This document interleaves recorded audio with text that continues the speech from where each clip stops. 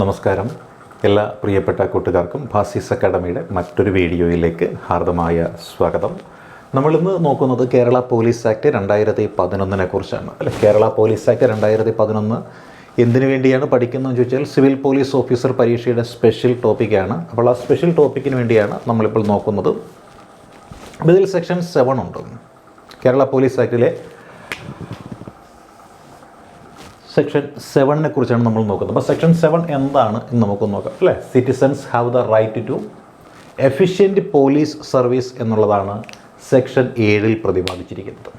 Section 7 പ്രതിപാദിച്ചിരിക്കുന്നത് എന്തെന്ന് ചോദിച്ചാൽ citizens have the right to efficient police service എന്നാണ് ഇതിൽ പരാമർശിച്ചിരിക്കുന്നത്. എന്ന് വെച്ചാൽ കാര്യക്ഷമമായ പോലീസ് സേവനം ജനങ്ങളുടെ അവകാശമാണ് എന്നാണ് പറയുന്നത്. അല്ലെ, കാര്യക്ഷമമായ പോലീസിൻ്റെ സേവനം ജനങ്ങളുടെ അവകാശമാണ് എന്നാണ് പറയുന്നത്.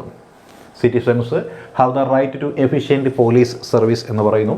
കാര്യക്ഷമമായ പോലീസ് സേവനം ജനങ്ങളുടെ അവകാശമാണ് എന്ന് പറയുന്നുണ്ട്. അതേപോലെ സെക്ഷൻ 8 ഉണ്ട്. അല്ലെ, സെക്ഷൻ 8 എന്താണ്? Section 8 right of the public at the police stations എന്നാണ് പറയുന്നത്. അല്ലെ, right of the public at the police stations. അപ്പോൾ right of the public at the police stations എന്നുവെച്ചാൽ എന്താണ്? പോലീസ് സ്റ്റേഷനിൽ പൊതുജനങ്ങൾക്കുള്ള അവകാശത്തെക്കുറിച്ചാണ് ഇത് പ്രതിപാദിക്കുന്നത്. പോലീസ് സ്റ്റേഷനിൽ പൊതുജനങ്ങൾക്കുള്ള അവകാശത്തെക്കുറിച്ചാണ് ഇത് പ്രതിപാദിക്കുന്നത്. സെക്ഷൻ 8 ആണ് right of the public at the police stations. Police സ്റ്റേഷനിൽ പൊതുജനങ്ങൾക്കുള്ള അവകാശത്തെക്കുറിച്ചാണ് ഇത് പ്രതിപാദിക്കുന്നത്. അപ്പോൾ എന്തൊക്കെയാണ് പൊതുജനങ്ങളുടെ അവകാശമെന്ന് നമുക്കൊന്ന് നോക്കാം. അല്ലേ, സമാധാനപൂർവ്വം പോലീസ് സ്റ്റേഷനിൽ പ്രവേശിക്കുക, പോലീസ് സ്റ്റേഷനിലേക്ക് സ്വീകരിക്കപ്പെടുവാനുള്ള അവകാശം, ഇത് സാധാരണക്കാർക്ക് ഉള്ള ഒരു അവകാശമാണ്. സ്റ്റേഷൻ ഓഫീസർ സന്ദർശിക്കാനായിട്ട് പൊതുജനങ്ങൾക്ക് സാധിക്കണം. അതായത് സ്റ്റേഷൻ ഓഫീസർ ഉണ്ടല്ലോ, SI അല്ലെങ്കിൽ സ്റ്റേഷൻ ഹൗസ് ഓഫീസർ എന്ന് പറയുന്ന വ്യക്തി, അദ്ദേഹത്തെ ഓഫീസർ, വ്യക്തിയല്ല ഓഫീസർ, ആ ഓഫീസറെ സന്ദർശിക്കുവാനായിട്ട് പൊതുജനങ്ങൾക്ക് അവകാശമുണ്ട് എന്നാണ് ഇവിടെ പ്രതിപാദിക്കുന്നത്. അതേപോലെ സ്ത്രീകൾക്ക് വനിതാ പോലീസിൻ്റെ സാന്നിധ്യത്തിൽ സ്വകാര്യതയോടെ പരാതി നൽകാനുള്ള സംവിധാനവും പോലീസ് സ്റ്റേഷനിൽ ഉണ്ടാവണം. സ്ത്രീകൾക്ക് വനിതാ പോലീസിൻ്റെ സാന്നിധ്യത്തിൽ സ്വകാര്യതയോടെ പരാതി നൽകുവാനുള്ള സംവിധാനവും ഇവിടെ ഉണ്ടാവണം എന്നാണ് പറയുന്നത്. ഇനിയോ, ഏതൊരു പൗരനും ഏതെങ്കിലും ഒരു പ്രത്യേക ആൾ പോലീസ് കസ്റ്റഡിയിൽ ഉണ്ടോ എന്നറിയുവാനായിട്ടുള്ള അവകാശമുണ്ട്. അപ്പോൾ നമ്മുടെ പരിസരത്തുള്ള ആരെങ്കിലും പോലീസ് കൊണ്ടുവന്ന് വയ്ക്കുക, അദ്ദേഹത്തെ പോലീസ് കസ്റ്റഡിയിലാണോ, റിമാൻഡ് ചെയ്തിട്ടുണ്ടോ എന്നൊക്കെ നമുക്ക് പോയി അന്വേഷിക്കാം. അതാണ് ഏതൊരു പൗരനും ഏതെങ്കിലും ഒരു പ്രത്യേക ആൾ പോലീസ് കസ്റ്റഡിയിൽ ഉണ്ടോ എന്നറിയുവാനുള്ള അവകാശമുണ്ട് എന്ന് പറയുന്നത്. ഇനിയോ, പരാതിയെക്കുറിച്ചുള്ള കൈപ്പറ്റ് റെസിപ്റ്റ്, അല്ല, ഒരു പരാതി കിട്ടിക്കഴിഞ്ഞാൽ എന്നുണ്ടാവണം, ഒരു കൈപ്പറ്റ് റെസിപ്റ്റ് ഉണ്ടാവണം. അപ്പോൾ പരാതിയെക്കുറിച്ചുള്ള കൈപ്പറ്റ് രസീത് ലഭിക്കുവാനും പോലീസ് നടപടിയെക്കുറിച്ച് അറിയുവാനുമുള്ള അവകാശം ഏതൊരു വ്യക്തിക്കുമുണ്ട്. പരാതിയെക്കുറിച്ചുള്ള കൈപ്പറ്റ് രസീത് ലഭിക്കുവാനും പോലീസ് നടപടിയെക്കുറിച്ച് അറിയുവാനുമുള്ള അവകാശം ഏതൊരു വ്യക്തിക്കും ഉണ്ട് എന്ന് നമ്മൾ മനസ്സിലാക്കേണ്ടതാണ്.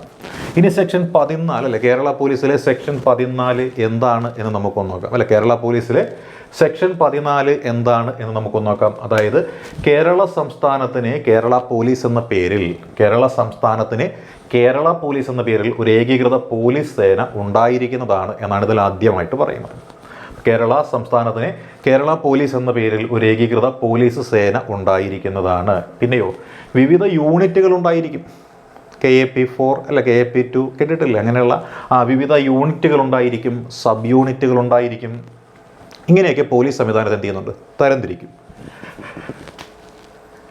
എന്നിട്ടോ ഓരോ റാങ്കിലുമുള്ള ആളുകളെ അല്ലെങ്കിൽ ഉദ്യോഗസ്ഥരെ സൂചിപ്പിക്കാനായിട്ട് ഓരോ പദപ്രയോഗങ്ങൾ കൊടുക്കും. അല്ലേ, ഏത് പോസ്റ്റിലേക്കാണ് നമ്മളിപ്പോൾ നോക്കുന്ന സിവിൽ പോലീസ് ഓഫീസർ ആണെന്നുണ്ടെങ്കിൽ സിവിൽ പോലീസ് ഓഫീസർ എന്ന് പറയുന്ന തസ്തികയാണ് പ്രധാനം. അല്ലേ, ഓരോ റാങ്കിലുമുള്ള ആളുകളെ സൂചിപ്പിക്കാനായിട്ട് തുല്യമായ പദപ്രയോഗങ്ങൾ എന്ത് ചെയ്യുന്നുണ്ട്? കണക്കാക്കുന്നുണ്ട്. ഇനി നമ്മുടെ കേരള പോലീസിലെ പദവികൾ എന്തെല്ലാം എന്ന് നമുക്കൊന്ന് നോക്കാം. അല്ലെ, കേരള പോലീസിലെ പദവികൾ എന്തെല്ലാമാണ് എന്ന് നമുക്കൊന്ന് നോക്കാം. അതിലൊന്നാമത്തെ എന്താണ്? സിവിൽ പോലീസ് ഓഫീസർ എന്ന് പറയും. മുൻപാണെങ്കിൽ ഇതിന് നമ്മൾ പോലീസ് കോൺസ്റ്റബിൾ എന്നാണ് വിളിച്ചിരുന്നത്. അല്ലേ, അപ്പോൾ സിവിൽ പോലീസ് ഓഫീസർ, ഇതിനെ നമ്മൾ വിളിച്ചിരുന്നത് ഒരു പോലീസ് കോൺസ്റ്റബിൾ എന്നാണ് പറയുന്നത്. അതുപോലെ സീനിയർ സിവിൽ പോലീസ് ഓഫീസർ, അല്ല, സീനിയർ സിവിൽ പോലീസ് ഓഫീസർ എന്ന് വെച്ചാൽ നമ്മൾ മുൻപ് അതിന് വിശേഷിപ്പിച്ചിരുന്നത് ഹെഡ് കോൺസ്റ്റബിൾ എന്നായിരുന്നു, HC എന്നായിരുന്നു വിശേഷിപ്പിച്ചിരുന്നത്. പിന്നെ മൂന്നാമത്തെ എന്താണ്, അസിസ്റ്റന്റ് സബ് ഇൻസ്പെക്ടർ എന്ന് പറയും. അസിസ്റ്റന്റ് സബ് ഇൻസ്പെക്ടർ എന്ന് നമ്മൾ പറയുന്ന ASI എന്ന് പറയുന്ന ആളാണ് അസിസ്റ്റന്റ് സബ് ഇൻസ്പെക്ടർ. ഇനി നാലാമത്തതോ സബ് ഇൻസ്പെക്ടർ ഓഫ് പോലീസ് എന്നാണ് പറയുന്നത്. Sub inspector of police, sub inspector of police എന്ന് വെച്ചാൽ SI ആണ് സബ് ഇൻസ്പെക്ടർ ഓഫ് പോലീസ് എന്ന് പറയുന്നത്. അഞ്ചാമത്തതോ inspector of police, inspector of police, police inspector, നമ്മൾ സർക്കിൾ ഇൻസ്പെക്ടർ എന്നൊക്കെ വിളിക്കുന്ന ആൾ അല്ലെങ്കിൽ സ്റ്റേഷൻ ഹൗസ് ഓഫീസർ എന്ന് പറയുന്ന ആളിനെയാണ് ഇൻസ്പെക്ടർ ഓഫ് പോലീസ് എന്ന് സാധാരണഗതിയിൽ നമ്മൾ വിശേഷിപ്പിക്കാറുള്ളത്.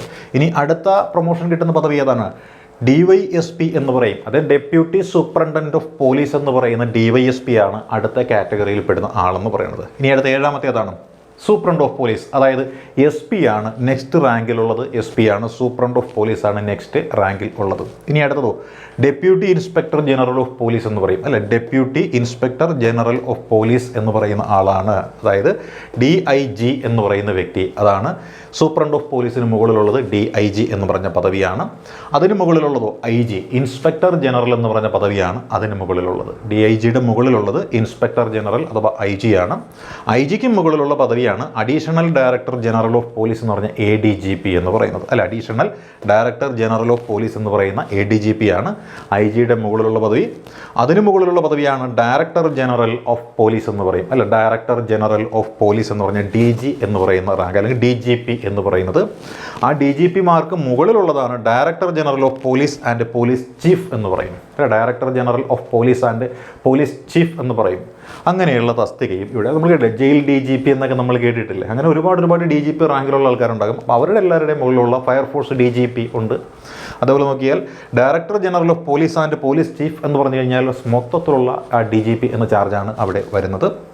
അപ്പോൾ ഇങ്ങനെയുള്ള ഈ കാറ്റഗറിയാണ് നമ്മുടെ കേരള പോലീസ് ആക്ട് 2011 പ്രകാരം നമ്മൾ അറിഞ്ഞിരിക്കേണ്ടുന്ന ചില കാര്യങ്ങളെന്ന് പറയുന്നത്. അപ്പോൾ സിവിൽ പോലീസ് ഓഫീസർ പരീക്ഷ എഴുതുന്ന എല്ലാ പ്രിയപ്പെട്ട കൂട്ടുകാർക്കും കാര്യങ്ങൾ മനസ്സിലാക്കുവാൻ സാധിച്ചുവെന്ന് വിശ്വസിച്ചുകൊണ്ട് നിർത്തുന്നു. All the best.